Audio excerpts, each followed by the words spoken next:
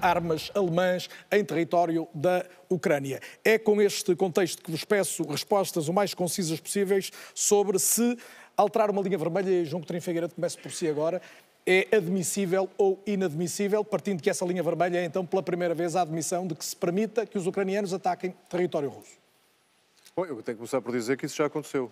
Já houve ataques ucranianos, alguns alvos ditos estratégicos na Federação Russa, e há muitos desses ataques.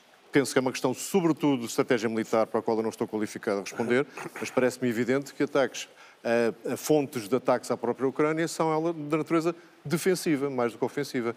E, nesse sentido, não vejo motivo para estarem fora do cardápio de soluções que ajudem o povo ucraniano a defender-se daquela agressão bárbara, especialmente hoje que temos entre nós o Presidente Zelensky, cujo apoio Portugal tem sido incondicional e deve continuar a ser, exatamente para garantir que todas as opções políticas, diplomáticas e militares continuem em cima da mesa para que a solução final seja a de que a Ucrânia reganhe a sua soberania. Não é só que reganhe o seu território, é que possa voltar a decidir sobre aquilo que livremente entenda decidir, seja pertencer à NATO, seja pertencer à União Europeia, decisões do povo ucraniano tomadas livremente. Esse é o objetivo final deste conflito. Não receia a escalada da guerra? Eu receio sempre a escala da crítica, do conflito, mas receio ainda mais as consequências do conflito ser resolvido a favor da Federação Russa e das ambições imperialistas de Putin. As pessoas têm que ter noção disto. Isto não é mera retórica. A história está cheia de ocasiões em que se tentou apaziguar tiranos, se tentaram apaziguar pessoas com estes instintos imperialistas e agressivos, e o resultado foi sempre pior do que se tivesse sido parado mais cedo. Putin, se não perder na Ucrânia, não fica por ali. Os Estados Bálticos estão em risco, a Moldova e a Transnistria estão em risco e, portanto, os valores europeus estão também em causa nesta guerra na Ucrânia. João Por isso Oliveira, não podemos vacilar. Tenho a noção de que a sua leitura é muito diferente. Onde é que acha que deve parar este conflito? Olha, eu acho que insistir em mais armas e mais guerra para a Ucrânia não é apoiar a Ucrânia, é empurrar os ucranianos para continuarem a ser usados como carne para canhão. Verdadeiramente apoiar a Ucrânia era a União Europeia empenhar-se, o governo português e a União Europeia empenharem-se numa situação de paz. Aliás, quero dizer que é lamentável que nós não tenhamos um governo português empenhado na paz, nem na Ucrânia nem na Palestina. Porque hoje, em relação à Ucrânia, ficámos a saber que o empenho do governo português é enviar mais armas e mais guerra para que a guerra continue na Ucrânia. E em relação à Palestina... Já vamos à Palestina, prometo. Mas deixe-me só concluir, porque as duas questões são importantes, porque a atitude do governo é muito relevante. Porque o governo português podia, reconhecendo o Estado da Palestina, dar um contributo para a paz que é preciso. Mas a pergunta, eu sei que é recorrente, que lhe fazem sempre, mas como é que se trava Putin se não houver um reforço militar do outro lado? Insiste em haver um acordo de paz. E um acordo de paz não é nem um acordo de rendição, nem um acordo de derrota, seja para que parte for. Um acordo de paz é um acordo que as partes aceitem. Viu algum sinal na Rússia até hoje de querer aceitar esse acordo? Não vi até hoje a União Europeia fazer insistência nenhuma nesse sentido. A insistência da União Europeia tem sido da escalada das guerras. Carlos Daniel, e faço-lhe a pergunta desta maneira. Nós, nos últimos dias, ouvimos mais aviões, mais bombas, mais guerra para a Ucrânia. Amanhã, são os jovens portugueses, são os nossos filhos e os nossos netos. Quem é que assume aqui a responsabilidade por isso? Quem é que aqui vai assumir a responsabilidade no dia em que os seus filhos e os filhos dos outros tiverem a serem empurrados para a guerra, para irem morrer na Ucrânia, onde quer que seja? Nós recusamos esse caminho. O caminho, utilizo até novamente as palavras do Papa. Tenho sido criticado por isso, mas eu vou insistir. O Papa há um ano disse-nos aqui, quando esteve na Jornada Mundial da Juventude, perguntou-nos que loucura é esta para que nos estão a empurrar. Até onde é que isto vai? O Carlos Daniel já fez a referência àquilo que neste momento está a ser colocado. Estamos a falar do envolvimento de potências nucleares diretamente envolvidas em guerra. António Tejer Correia, quem é que começou a loucura, não é? Quem é que para? Quem é que para? A questão é que saber quem é que para. Quem é que começou a loucura? A AD está disponível para parar a guerra ou vai continuar a insistir mais armas e mais guerra? Já vai poder responder, se o Sr. Bugalho pode chegar a sua vez, por favor. Agora é o António Tejer Correia. O Chega, ao contrário de outros partidos da sua família política, tem sido claro na condenação da Rússia, e eu gostava hoje de perceber, do seu ponto de vista, até onde é que faz sentido combater a Rússia, desigradamente, se faz ou não sentido atacar a Rússia no seu território com recurso a armas ocidentais. Bem, eu, do ponto de vista militar, eu concordo com o que o Coutinho Figueiredo estava a dizer. Já aconteceu, já atacaram não só posições estratégicas, como atacaram também infraestruturas, nomeadamente infraestruturas energéticas. Mas não tem sido regular. E agora a questão não é uma coisa diária, e é também preciso saber se a Ucrânia neste momento tem capacidade para o fazer. Portanto, são duas coisas diferentes. Agora, aqui relativamente a outro assunto.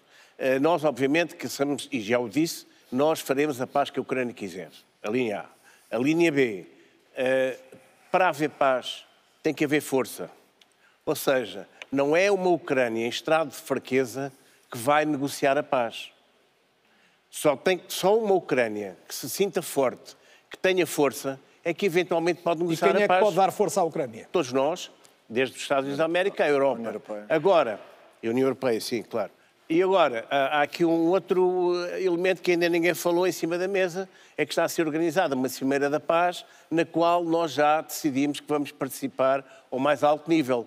Portanto, se isso não é uma participação portuguesa... Na Suíça, está a falar da Cimeira na Suíça. Estou a falar da Cimeira da Suíça, exatamente. E nós já decidimos, o próprio Presidente da República já disse que Portugal estaria representado por ele próprio e pelo Ministro dos Estrangeiros. Portanto, estamos a falar... A Cimeira, não tendo a Rússia como participante, faz sentido? Faz sentido, porque, quer dizer, era melhor se tivesse a Rússia, mas é evidente que ainda não estamos no one-to-one negotiation. Quer dizer, o que é que isto quer dizer?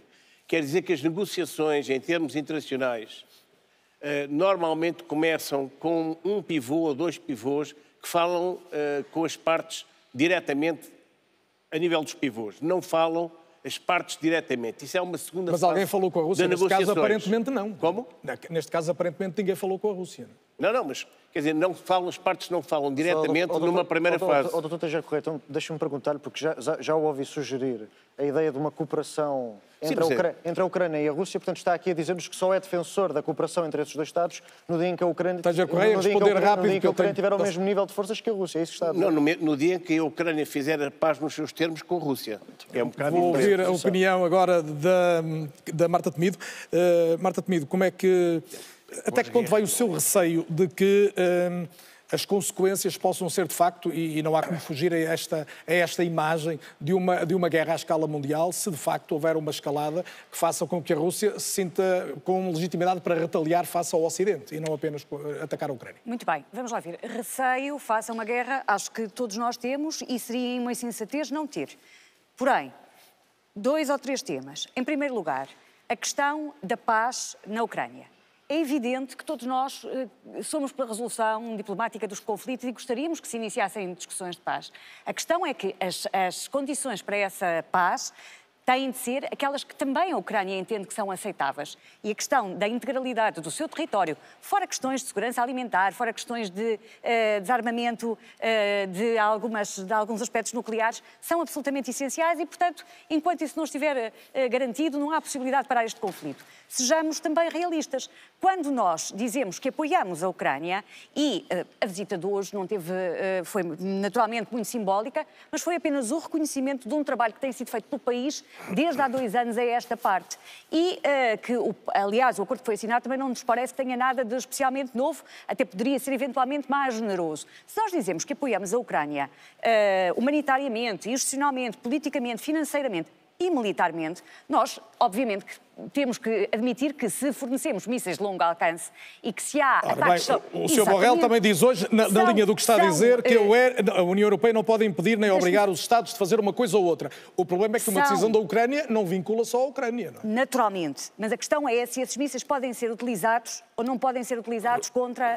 contra o território da Rússia. Exatamente. E, portanto, obviamente que aquilo que os líderes europeus hoje foram dizendo é que não faz sentido nós permitirmos fornecermos esse equipamento militar e depois, quando os ataques são desferidos a partir do território russo, não permitir que a Ucrânia utilize esse armamento, não contra, obviamente, alvos civis ou de outro tipo qualquer, mas contra esse próprio armamento. Sr. Estevão Galho, a sua opinião é que pode haver uma evolução diferente da guerra se isto acontecer, mesmo que se pague um preço muito elevado?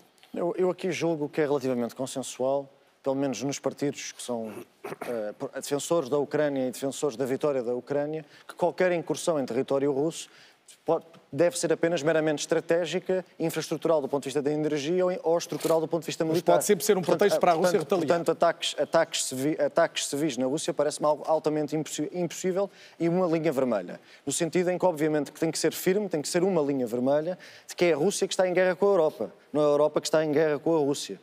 Mas eu, se me permite, Carlos Daniel, e sabendo que isto é um debate, parece-me que hoje foi um dia feliz.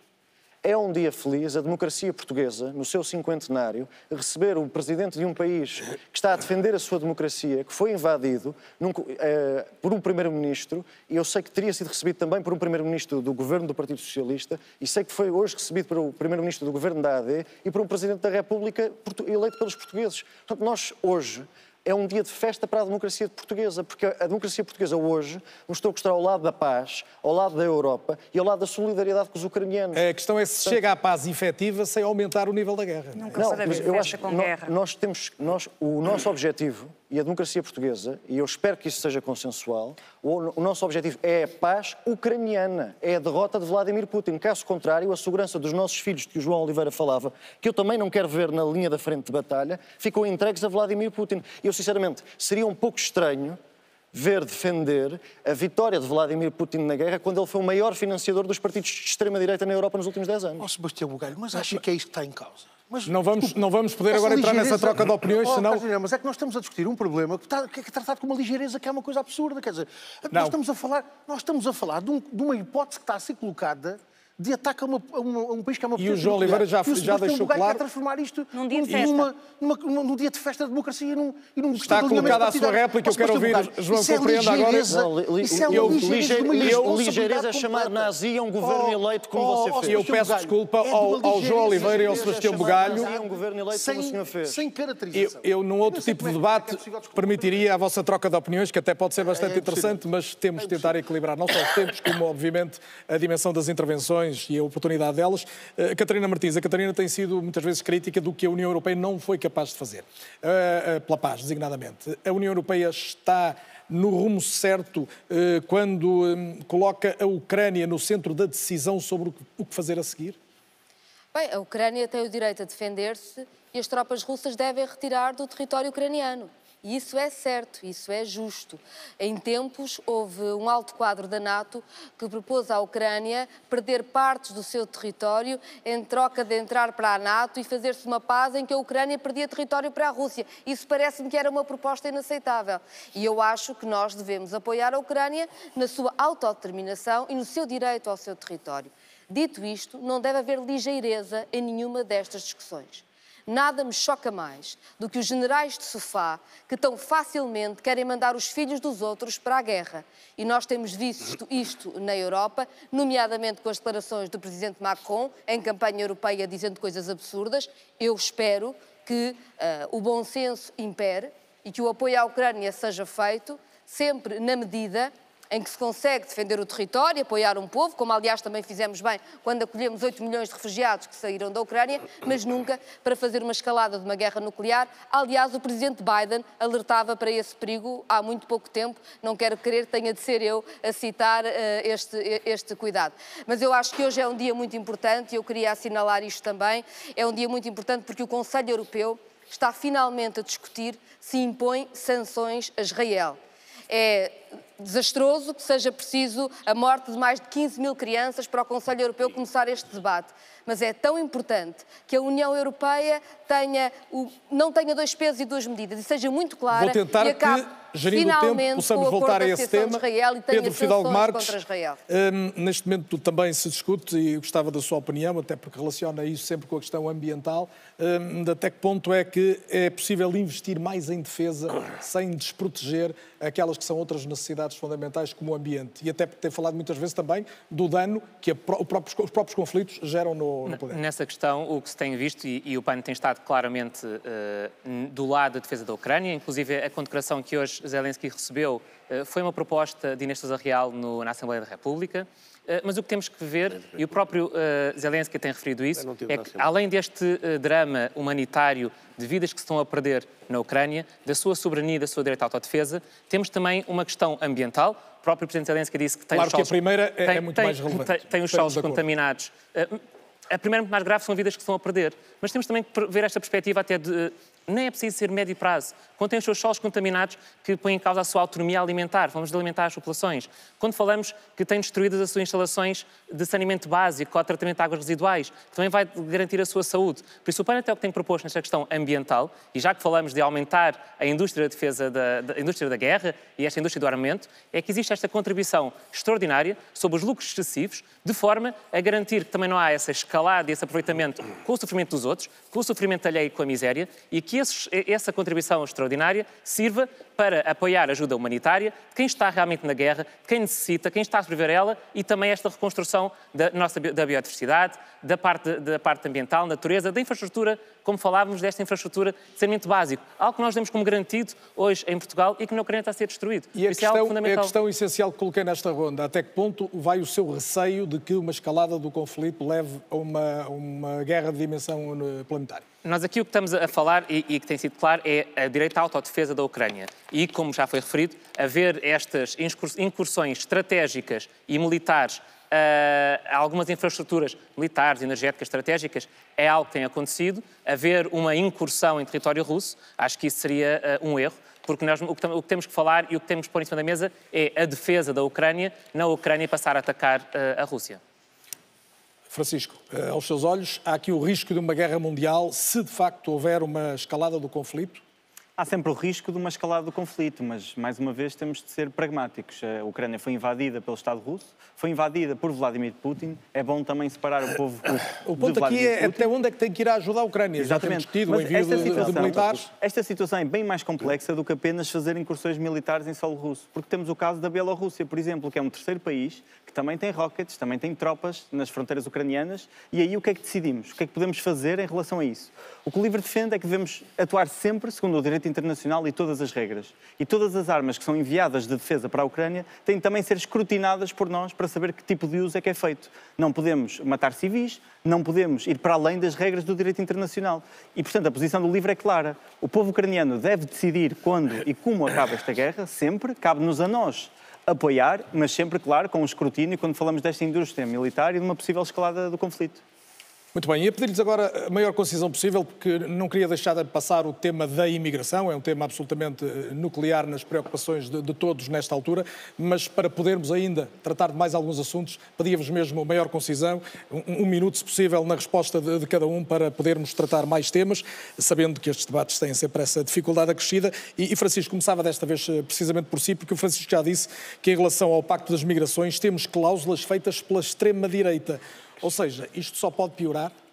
Não, este pacto piorou realmente a situação anterior em que não havia pacto. Quando temos um pacto que permite deter crianças, em princípio é melhor do que não ter pacto. E foi isso que o LIVRE também falou na altura. Nós não podemos aceitar, e como vimos nos debates, em que toda a gente critica este pacto, mas houve muita gente a votar a favor do mesmo, apesar de ter opiniões contrárias. O LIVRE é vocal. Nós, para defender os direitos humanos, os direitos humanos são inatacáveis. E nós, quando falamos de valores europeus, também temos que cumprir nos nossos tratados e nos nossos pactos esses valores, e temos que colocar e imprimir esses valores. Quando colocamos 20 mil euros para o custo de um refugiado e de um país rejeitar um refugiado, não estamos a cumprir com esses valores. Quando externalizamos a nossa fronteira da União Europeia para países autocratas, como a Turquia, como a Líbia, como a própria Bielorrússia, nós não estamos a defender os direitos humanos. Nós estamos a financiar estes autocratas e, pior, estamos a financiar também grupos de tráfico humano que muitas vezes ganham dinheiro com a questão de fechar fronteiras, e eles ganham dinheiro a passar para dentro das fronteiras terrestres. E uma frase que é muito importante: nós, quando fechamos fronteiras, não acabamos com a imigração, acabamos com a imigração legal. Por isso é que é muito importante ter mecanismos burocráticos, mecanismos dignos, não só na entrada da fronteira, para realmente também assegurar a segurança da União Europeia, mas também ter projetos de inclusão nos países que são seguidos a estas pessoas. E não podemos esperar famílias, não podemos esperar crianças. Isso é ir contra tudo aquilo que defendemos. Pedro Fidalgo Marques, o que é que mais o inquieta neste Pacto das Migrações?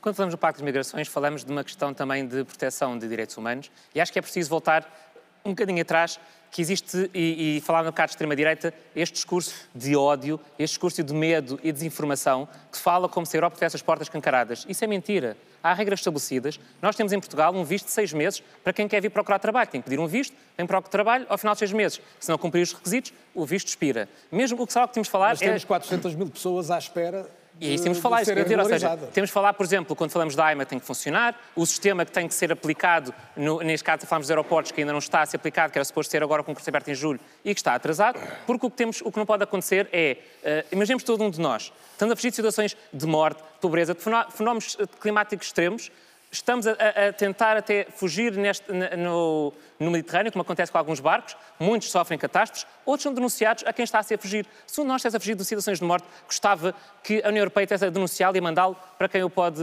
morrer. E outra questão que temos que acrescentar nesta ótica, temos que olhar as questões a montante. Temos que olhar também para as questões do desenvolvimento e as questões das alterações climáticas, porque muitas vezes os problemas podem ser resolvidos a montante, porque se combatemos eficazmente as alterações climáticas, se apoiarmos eficazmente as organizações para o desenvolvimento, provavelmente também não teremos tanta esta vaga de imigração. Poder ficar nos países de origem, já percebi a sua leitura.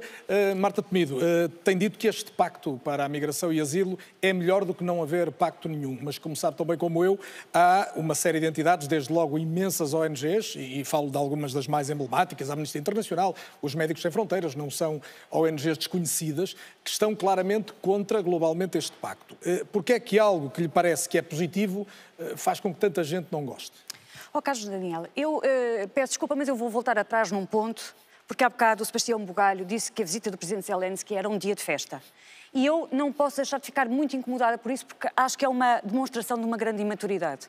É evidente que nós ficamos contentes... Não ficou contente com a presença de Zelensky em Portugal? Não é isso que está em causa. O Presidente de um país em guerra, que vem a outro país... Vem uma democracia. Pedir ajuda. Marta Temido, o Partido Socialista não está ao lado da Ucrânia. Claro, mas não diz que isso é um dia de festa. Isso é de uma imaturidade brutal. Mas vou à sua questão sobre migrações. Eu percebo que queira criar uma falsa divergência. Agora deixo só a réplica do Sebastião Bugalho, eu já volto assim, tem que ser, é muito rápido. Não, é muito rapidamente. Obviamente que eu acho que qualquer democrata português está ao lado de Zelensky, está ao lado dos democratas ucranianos. Disse que era um dia de festa.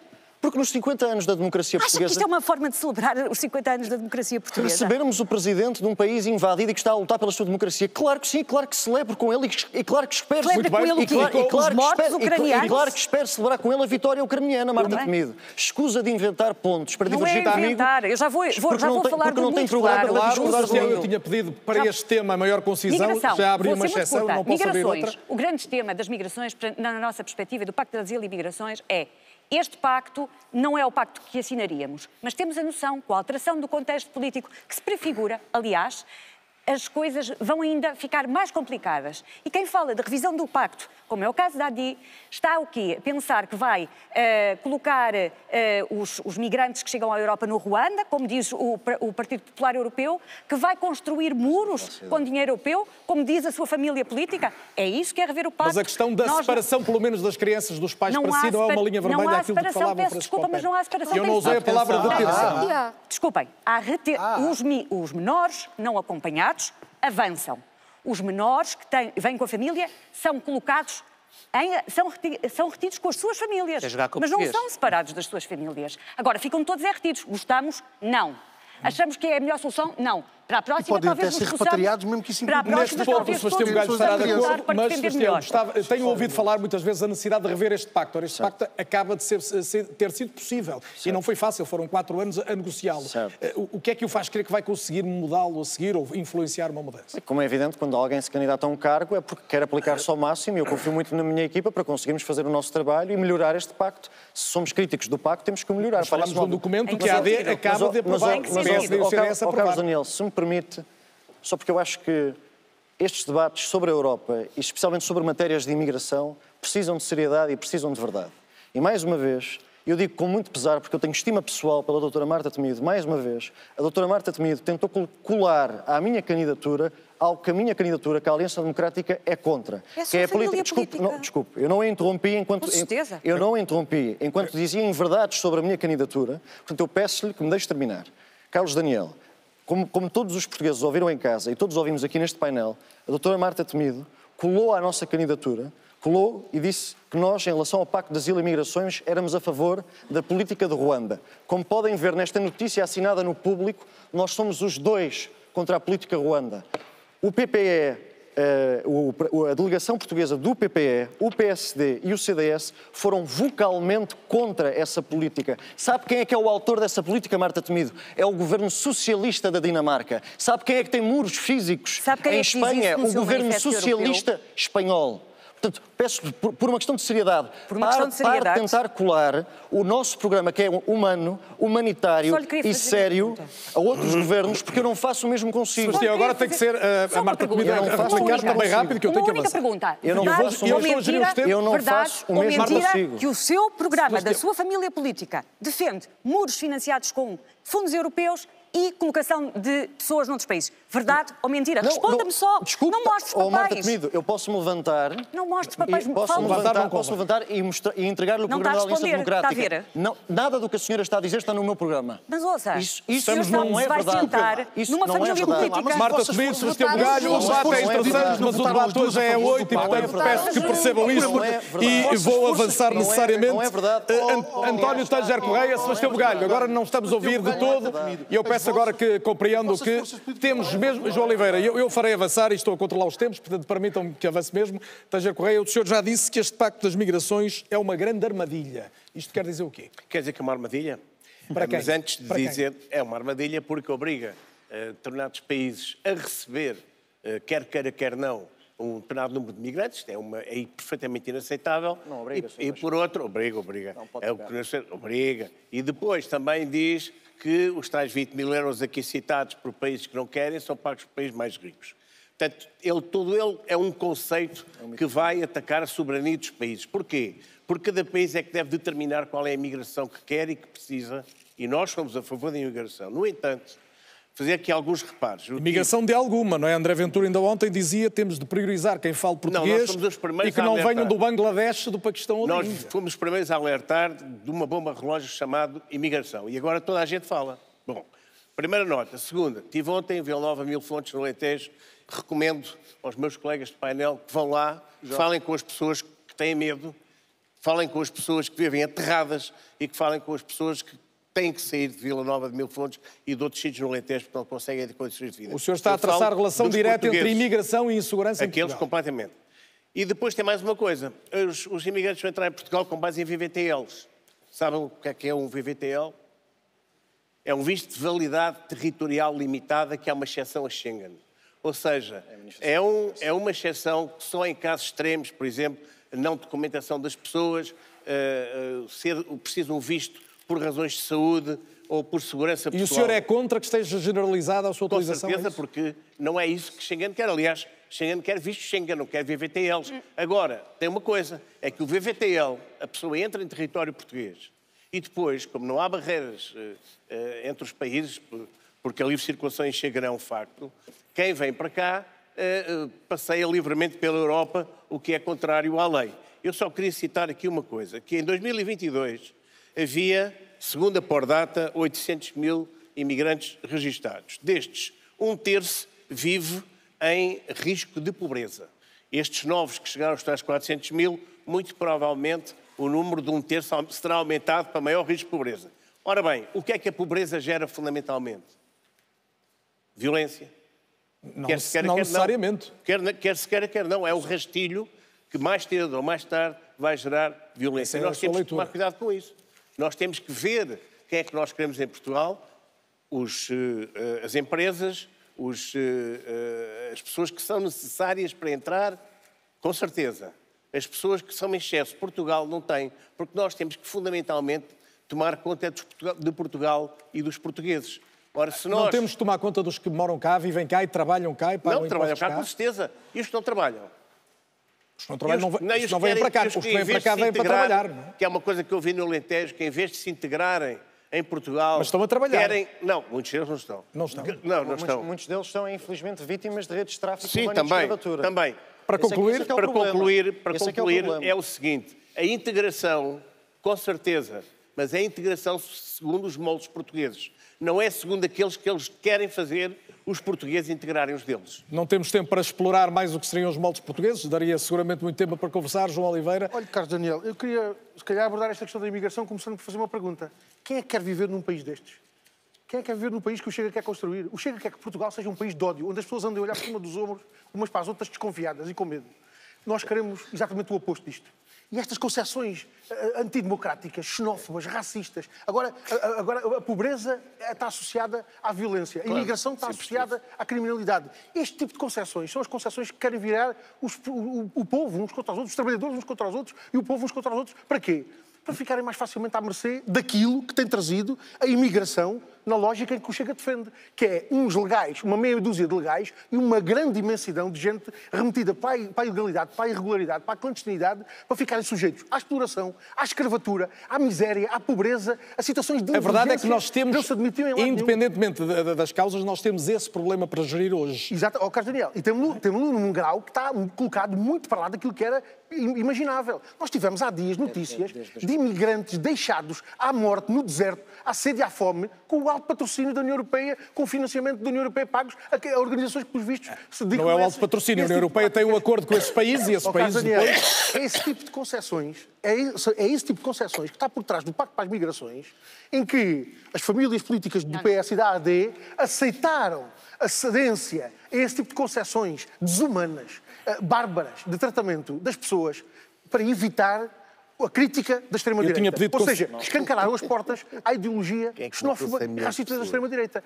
A única forma de dar combate a isto... Para concluir? E concluo. A única forma de dar combate a isto é nós encontrarmos forma de garantir que todos os cidadãos sejam iguais em direitos. Sejam nacionais, sejam imigrantes, todos sejam iguais em direitos e todos tenham direitos para que nenhum deles sejam utilizados como arma de pressão e de chantagem para a degradação das condições de vida dos outros. Portugal não tem capacidades ilimitadas para acolher imigrantes, mas tem condições e deve fazer um investimento na criação de condições para o acolhimento e para a integração de imigrantes. E deixe-me dar esta resposta. Já tenho concluído, Oliveira. Sabe qual é o problema? Sabe qual é o problema que nós temos hoje? É que os imigrantes, em vez de terem como interlocutor o Estado português para poderem vir para o país, têm como interlocutor os traficantes de seres humanos, as máfias. Estou esclarecido. É o jogo que o Chega agora. Que o Chega nunca está com mais tempo.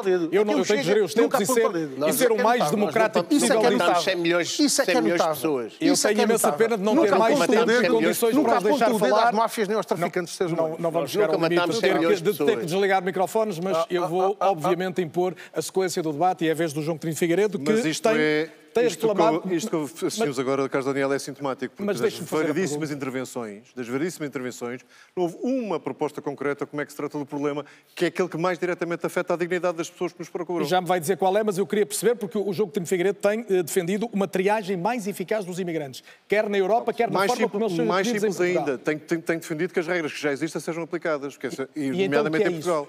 E as duas regras claramente não são aplicadas. A regra da prova de meio de subsistência, que existe em Portugal, não é verificada.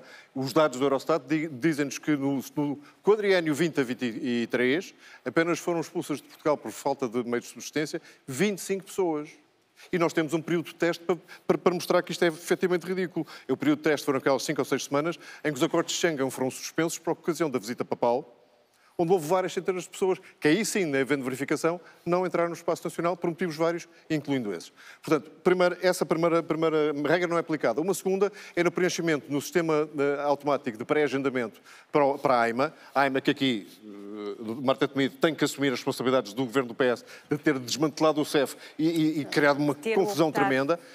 Nesse sistema são escritas informações que carecem de verificação e também não são verificadas por falta de recursos dessa Ou seja, eu sei que a conclusão pode ser controversa, mas devíamos ter menos imigrantes em Portugal? Não. A dignidade das pessoas tem que se defender, quer quando elas procuram uma vida melhor, e temos que ter abertura para as receber, quer quando chegam ao país de destino, onde essa vida melhor devia existir, e acabam muitas vezes com vidas piores que aquelas que tinham. E foram aqui citados vários casos, e é inadmissível que se ache que isto é um problema menor. Quem entre, a dignidade da pessoa, uma vez entrada, legal ou ilegalmente, aquilo que temos em Portugal é inadmissível. E em muitos outros países europeus. Portanto, como é um problema que nenhum Estado-membro sozinho pode resolver, o esforço europeu é necessário. O que é que foi feito? Referiu o Carlos Daniel e muito bem. Durante 4 anos, negociações infindáveis, chegou-se a um pacto longe de ideal. Aqui ninguém o subscreve a 100%. Mas é muito melhor que o que havia. Estão lá coisas como... E houve quem tivesse votado contra ele. A reação em situações de crise não estava prevista. Os estándares de elegibilidade não estavam organizados. Os estándares de integração não estavam definidos. O modelo de acolhimento de refugiados não estava definido. Tudo isso lá está. Não é perfeito. É muito melhor. O ponto é este. Soluções perfeitas para este tema, suspeito que não haja tão cedo. Agora, fazer sinalizações de virtude, fazer afloramentos de xenofobia, ou andar com picardias internas sobre este tema, desculpa, é grave. Discutam aquilo que é preciso fazer, concretamente em Portugal, que é onde estamos, para que a situação indigna das pessoas que estão a dormir na rua... Vou perguntar à Catarina Martins, mas continua a defender no debate anterior. João Oliveira, não posso permitir agora, peço desculpa. Catarina Martins, temos 400 mil pessoas em Portugal à espera de serem regularizadas, temos gente acumulada nas fronteiras da Europa. Concretamente, pegando na deixa do João Coutinho de Figueiredo, o que é que se faz para resolver a partir de amanhã?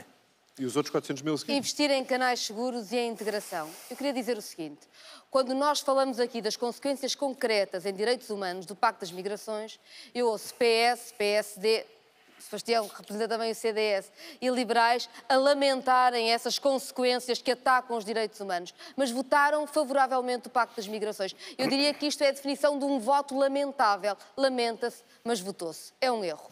A União Europeia não pode gastar o que gasta a pagar a países terceiros para, aliás, fazerem, como se viu, os despejos no deserto. Pelo contrário, tem de investir em políticas de integração. Eu tenho estado em escolas em Portugal, em que há alunos com mais de 30 nacionalidades e em que há projetos pedagógicos fabulosos. Esta é a integração que nós precisamos e é aqui que nós precisamos de investir o nosso dinheiro. Mas eu queria só deixar mais duas notas. A primeira é que não há portas escancaradas. As únicas portas escancaradas que existem é para os vistos gold. Isso é mentira. A segunda é que saíram entre 2011 e 2023 1.100.000 portugueses para a imigração. Entraram 600 mil pessoas. O principal problema de Portugal é reter quem cá está, quem cá quer ficar, e para isso é preciso salários dignos. Ou seja, a extrema-direita está a criar uma falsa guerra a quem vem trabalhar, a quem precisa de integração, a quem precisa de documentos para não ser explorado pelas máfias, e enquanto isso não estamos a falar Catarina daquilo Martins, que importa, garantir documentos e uma regularização imediata não resolve o problema de onde é que essas pessoas vão dormir, por exemplo, não é? Repare, eu também acho mal, e aí o Bloco de Esquerda opôs-se sempre, que nós permitíssemos, por exemplo, imagino, um exemplo concreto acontece em vários sítios, estufas em Odmira. Alargam a área de estufa em parque natural, onde sabem que não pode haver habitação, e depois põem os imigrantes a viver em contentores. Nós achamos ou não que a economia deve ter regras para tratar com dignidade os trabalhadores que precisa? Eu acho que deve ter regras. Vamos à economia, se me permitem, pedindo mais uma ronda rápida para podermos ainda uma última mesmo sintética. Esta é então a penúltima, se formos todos o mais equilibrados possível na gestão do tempo. Temos, nesta altura, além das necessidades já faladas de se aumentar o investimento em defesa, pode não ser absolutamente pacífico, mas há muita gente que está convencida de que vai ter de ser, mais a mais no horizonte de uma eventual vitória de Trump nas eleições americanas. Temos seguramente de cumprir as ditas transições energética e digital, no caso da energética com custos, desde logo também para a indústria e para a agricultura. Há a questão em relação à indústria de reindustrializar a Europa, mediante a concorrência forte dos grandes blocos americano e asiático, e temos ainda em pano de fundo o pilar social europeu, que ninguém à partida rejeita que deve manter-se. É neste quadro que vos pergunto, e começo pelo Sebastião Bugalho, se é ou não necessário aumentar as receitas próprias da União Europeia, ou seja, a União Europeia não ter apenas o contributo dos países, algumas multas, algumas taxas sobre exportações para fora do espaço comunitário, se é preciso desde logo, pergunta concreta, taxar as grandes tecnológicas e outras plataformas. Nós no nosso programa, na Aliança Democrática, somos contra impostos ou novos impostos a impostos europeus, cidadãos europeus. Isso é muito claro. Agora, não podemos evitar, nem podemos evitar olhar para a realidade como ela é. Para lidar com o contexto geopolítico e geoeconómico atual, a Europa vai precisar de mais dinheiro. Certo. Daí a pergunta. E onde é que se vai buscar? Bem, por um lado, esta pode parecer a solução mais evidente, mas não devemos descurá-la através do crescimento económico. Todos os Estados-membros têm uma contribuição para a União Europeia. Portugal também contribui. Fala-se muito pouco disso. Falamos mais do dinheiro que recebemos do que daquilo que damos. Mas Portugal, através do seu rendimento nacional bruto, também contribui para a União Europeia. Portanto, com crescimento económico, acho que era um bom princípio. E depois, nós não descuramos, obviamente... Mas esse pode acontecer ou não e depende de muitas variáveis, como vimos nos últimos anos. Sim, mas não devemos descurar, Carlos Daniel. Não descuramos, foi o seu primeiro. Só para... Mas eu concordo consigo. Nós não devemos descurar novos mecanismos de receita receita para o orçamento europeu, desde o mecanismo fronteiriço de ajustamento de carbono, desde as licenças de emissões de carbono, desde a taxação da utilização de plásticos que são só usados uma vez. Portanto, é possível financiar e orçamentar a União Europeia de forma a ela responder aos seus desafios. Agora, sem crescimento e sem inovação, isso não é possível. Sem cumprir a União Digital, isso não é possível. Sem garantir que há uma liberdade, uma quinta liberdade virada para a inovação e para o empreendedorismo, isso não é possível. Só uma Europa que cresça e que não esqueça a sua coesão é que consegue responder aos seus desafios no futuro. Marta Temido também fala na necessidade de uma política fiscal mais justa, onde as grandes empresas e fortunas contribuam. Sem dúvida nenhuma. Há uma coisa que lhe posso garantir, nós não estamos disponíveis para, nós socialistas europeus, não estamos disponíveis para que o investimento em mais defesa, em mais segurança, que também achamos defensável e necessário, seja feito à custa de outras áreas que para nós são críticas e essenciais. Então? Nomeadamente as questões das políticas já existentes, como a coesão, como a agricultura, mas também de novas necessidades, como a habitação, para a qual defendemos a necessidade de um plano Marshall. E de onde é que vem o dinheiro? Como é que isso se faz? Com melhores salários, com melhor emprego, com uma economia mais robusta, mais sofisticada. Como é que isso se faz? Um bom exemplo.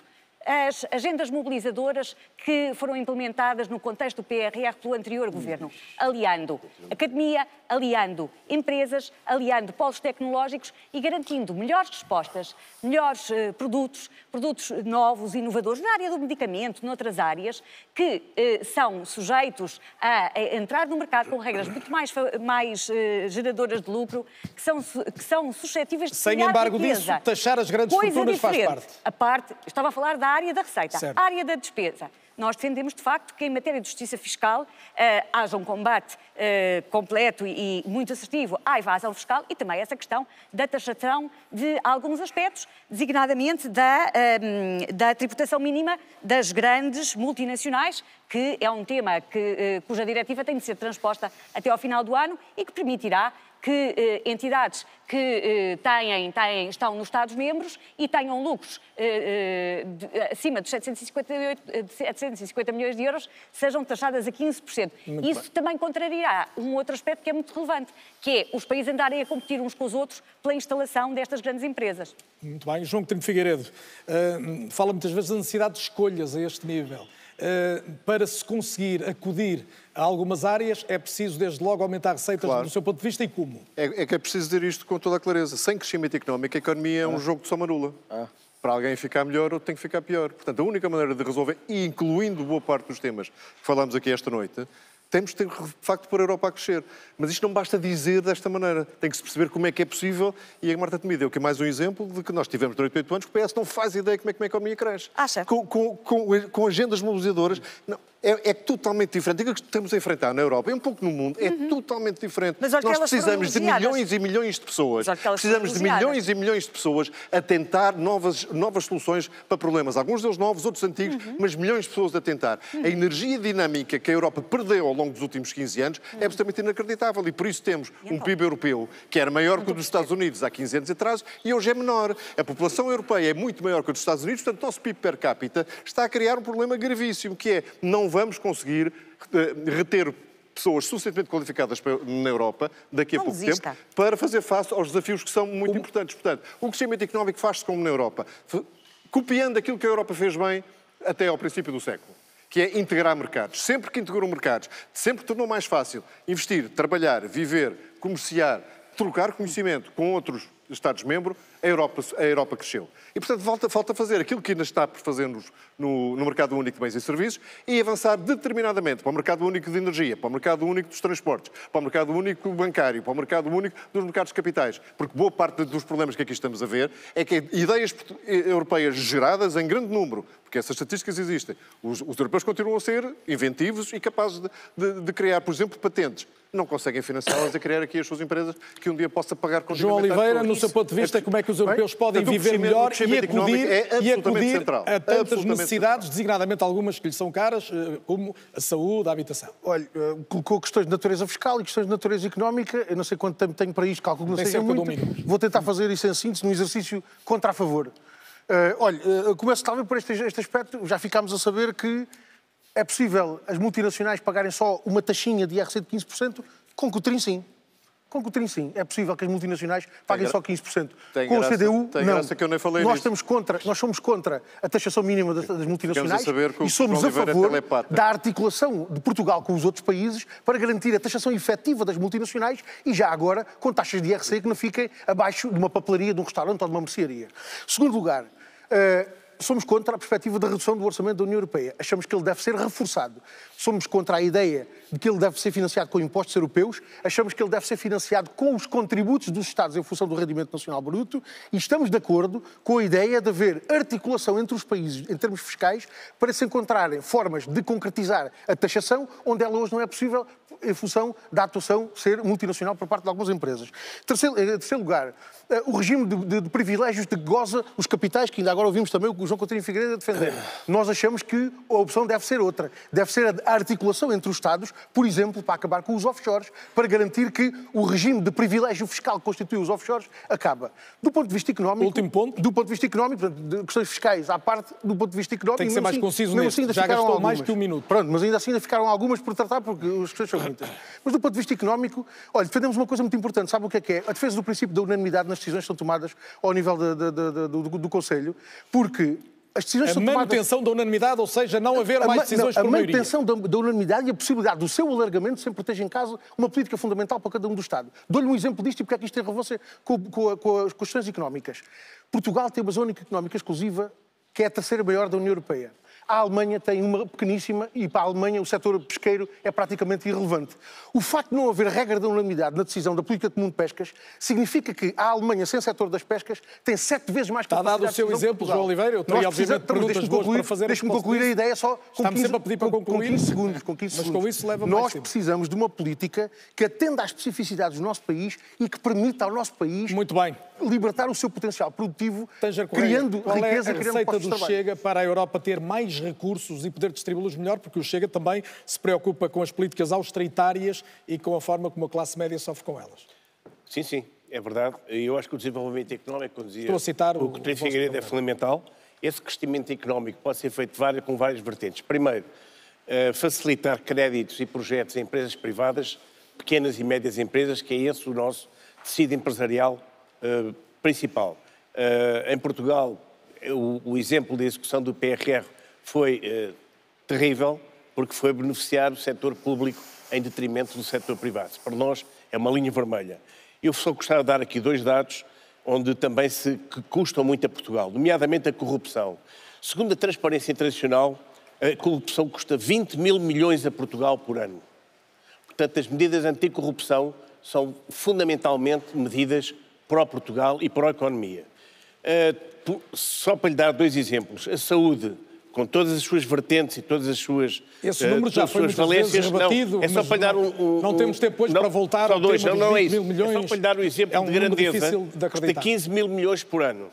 E a habitação custa cerca de 1.100 milhões por ano. Concluindo, tem que se combater a corrupção para que Portugal possa evoluir. Catarina Martins, que problemas é que a Europa tem de resolver aos Estados-membros, sobretudo àqueles que, como Portugal, têm mais carências sociais? Em primeiro lugar, a Europa deve aprender com o que já fez de bom. É bom que haja projetos económicos comuns que puxam por toda a Europa e por toda a economia.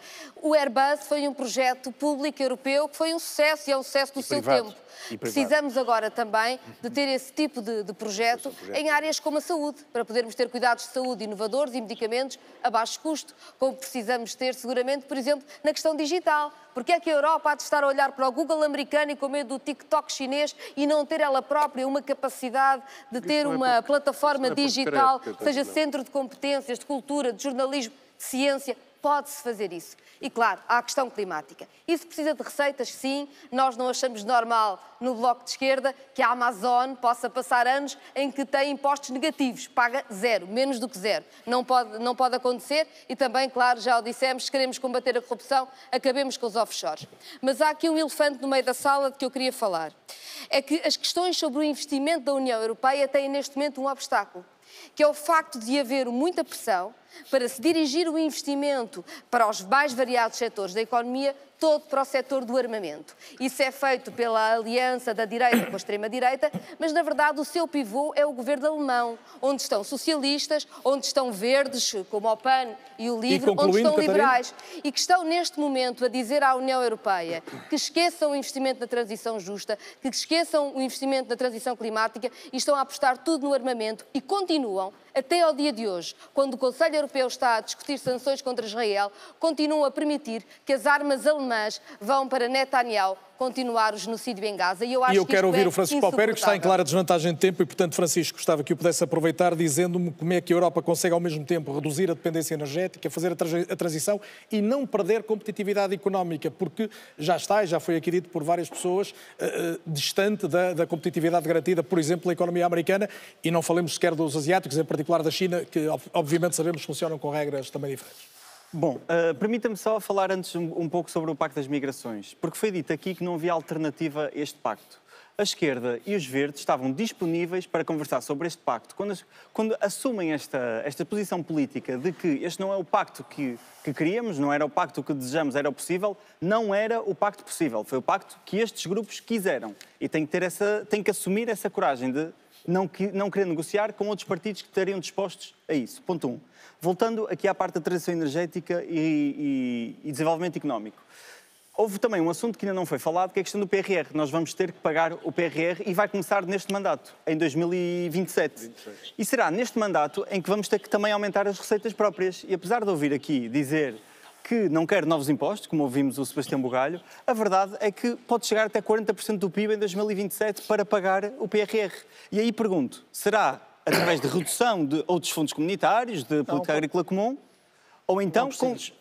Francisco, não precisa lhe chamar impostos europeus se forem taxas de acesso ao mercado único, para proteger o mercado único de grandes investidores estrangeiros. Está mais taxas, Francisco, retome, por favor, que estamos a acabar. E dentro destas taxas, o LIVRE considera que podemos ir, sobretudo, para as taxas relacionadas com o capital e não com o trabalho.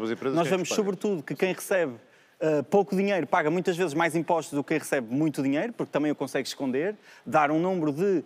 Estima-se que por ano perde-se 1 bilhão, não são 1.000 milhões, é 1 bilhão de euros em elisão e evasão fiscal na União Europeia. Portanto, nós precisamos, ponto 1, de haver harmonização fiscal na Europa. Não permitir que grandes empresas, grandes tecnológicas, se instalem apenas num país, tenham lucros concretos, paguem taxas quase negativas e depois tenham acesso ao mercado único. Portanto, tem que haver primeiro uma harmonização fiscal. E da segunda parte, tem que haver um investimento para também haver desenvolvimento económico. E este investimento, voltamos à primeira pergunta, não pode acontecer com estas regras orçamentais. E cortando combustíveis fósseis, com a capacidade que têm, não querendo de volta o nuclear, quando é que as renováveis vão ser suficientes para responder às necessidades da indústria europeia, mesmo tal qual está hoje? O LIVRE não é contra o nuclear. Nós apoiamos o desenvolvimento do nuclear, nomeadamente as tecnologias de fusão. Mas nós mostramos aqui em Portugal... Mas essas ainda têm caminho para fazer. Exatamente. Eu falo do nuclear atual. Estima-se que seja 2040 e estaremos prontos para também assumir quando chegar esse momento. Nós temos que ter um mix energético que permita estar dependente das energias renováveis e que seja proveitoso. Nós tivemos neste ano ainda, cá em Portugal... Peço desculpa, só não mantemos conversas, senão não ouvimos. Várias semanas em que estávamos a 100% de energias renováveis, ou seja, mostramos que Portugal é um país que mostrou ser possível esta transição e mostrou ser possível muito antes dos prazos de 2045, 2050. E aí o LIVRE é vocal, nós queremos 100% de energias renováveis em 2040. Mas para acontecer isto... E para acabar? Para acontecer isto temos que ter investimento público, temos que investir nas empresas, temos que investir na reindustrialização deste setor. E Portugal pode também aliar esta transição verde à transição azul do oceano. Nós podemos ser o polo da União Europeia que olha para o mar, que olha para a biotecnologia azul e que protege o nosso oceano, e Portugal pode voltar a ser o centro da União Europeia. Pedro Fidalgo Marques, onde é que a Europa vai buscar dinheiro, por exemplo, para haver uma saúde para todos em toda a Europa, que é uma das vossas propostas? Só 5 segundos para dizer que, se calhar, aqui esta distância que nos separa destes 10 metros até Catarmantim, não sei se vive numa outra realidade. O PAN já defendeu contribuição extraordinária para os lucros excessivos da guerra. O PAN tem defendido vocalmente os dois Estados, a solução dos Estados na Palestina. Por isso, às vezes, parece que o que falamos, depois as pessoas ouvem de outra forma, como querem interpretar da sua própria maneira. Voltando aqui à questão, e se calhar rebatendo o que Carlos Daniel começou a dizer, que era os custos que iam ter esta transição energética. O Banco Central Europeu diz-nos o contrário. Diz que quanto mais nós atrasarmos a transição energética, esta transição verde, mais custos vão existir para as famílias, vão existir para os bancos, vai existir para a economia. E por isso temos que acelerar esta transição energética. Estamos a falar de criar só nas energias renováveis até 2040 a 100%, e o PAN é tal e qual como os verdes, estamos alinhados 100% contra o nuclear. Por isso, em Portugal não faz sentido, com a questão da seca. Estão a falar de criar 1,2 milhões de empregos nas energias renováveis. Estão a falar em que cada euro investido são 2 euros de retorno. Mas vamos mais longe. O que temos que falar é no redirecionamento dos apoios. Neste momento temos 360 mil milhões por ano de subsídios à indústria dos combustíveis fósseis. 1.000 milhões por dia. É isto que nós temos que falar. Antes de falarmos em impostos, temos que falar em redirecionar os apoios, mesmo na PAC, para terminar, duas linhas, que é, mesmo na PAC, por exemplo, continua a ser apoios totalmente discricionários às grandes produções em vez de ser aos pequenos e médios agricultores. Apoios, por exemplo, apoios públicos da União Europeia para as touradas. Isso não faz sentido. O PAN já tem repetido esse argumento, Pedro. E o último argumento, se me permitir, até que falámos aqui de política fiscal, que não está aqui, que também foi levantado para falar. Por exemplo, quando falamos nesta harmonização e falamos no bolso das pessoas. O PAN tem defendido, por exemplo, haver esta revisão da diretiva do IVA, por exemplo, nas rações e na parte dos cuidados médico-veterinários dos animais, porque é considerado ser taxado por bens de luxo. E nós continuamos até a taxar alguns bens de luxo. Ponto de vista, não tenho mesmo tempo. E sob pena de ser aqui completamente censurado por ter deixado avançar isto mais 2 ou 3 minutos, e já estou a ouvir aqui um recado de que vou desrespeitar as instruções, mas há uma pergunta que eu queria que respondesse, é uma pergunta de sim ou não, e tem a ver com a atualidade. Ontem foi mais um dia difícil de horror em Gaza. Hoje tivemos, já foi dito aqui, 3 países europeus que reconheceram a Palestina como Estado independente. A pergunta, obviamente, é se Portugal deve reconhecer o Estado da Palestina. Sim ou não? E 15 segundos. Sebastião Bugalho. O mais depressa possível, dentro do quadro, o mais multilateral possível. Não sozinho. Marta Temido. Há um trabalho que vinha sendo feito, articulação com outros Estados-membros, que têm estado a avançar nesse reconhecimento. Essa também é a nossa posição. Sozinho, não. Sozinho, não, mas também não podemos esperar, provavelmente, porque todos se juntem nesse reconhecimento. António Teixeira Correia? Não neste momento. Nós somos favoráveis à existência de 2 Estados, sempre fomos, e foram sempre os palestinianos que inviabilizaram a criação de 2 Estados. Reconhecer o Estado da Palestina neste momento é completamente errado. Um Estado que não sabe quem governa, não tem continuidade territorial, não sabe onde é que estão as pessoas. João Oliveira. Desde 2011 que propusemos 3 vezes na Assembleia da República esse reconhecimento. Se o governo português decidir fazê-lo amanhã, já não está sozinho. Esta semana houve mais 3 Estados europeus que o fizeram. Portanto, esse argumento da multilateralidade também já não serve. João Coutinho de Figueiredo. Votámos favoravelmente recentemente uma resolução no sentido do reconhecimento do Estado da Palestina, com 2 condições. Ser centrada na autoridade palestiniana, que continua a ser reconhecida por nós como a autoridade que deveria gerir a Palestina, e que grupos terroristas, nomeadamente o Hamas, não sejam parte desse entendimento. Catarina Martins. Portugal arrisca-se a ficar isolado por não reconhecer o Estado da Palestina. A esmagadora maioria dos países do mundo reconhecem o Estado da Palestina. É urgente fazer esse reconhecimento. É de um enorme cinismo dizer que defendemos a solução dos 2 Estados e só reconhecer Israel. Pedro Fidalgo Marques. Não, isso é claro, o PAN tem defendido a solução dos 2 Estados, tem que se terminar o genocídio que está a acontecer na faixa de Gaza e na Palestina, temos tido as crianças ainda agora com mais um ataque a Rafah, tudo isto tem que se terminar urgentemente e Portugal deve reconhecer e avançar neste caminho de reconhecer a solução dos 2 Estados. Francisco Palpério.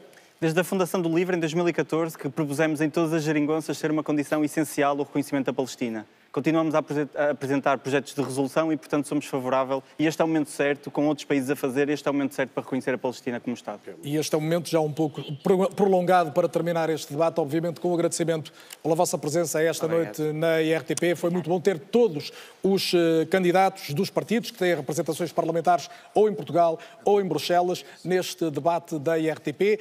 Daqui a 2 dias, na próxima quinta-feira, estarei neste mesmo sítio para receber os cabeças de lista de todas as outras forças partidárias que concorrem a estas eleições europeias. Obviamente, além do agradecimento aos candidatos, o agradecimento a si que mais uma vez acompanhou a RTP nesta emissão singular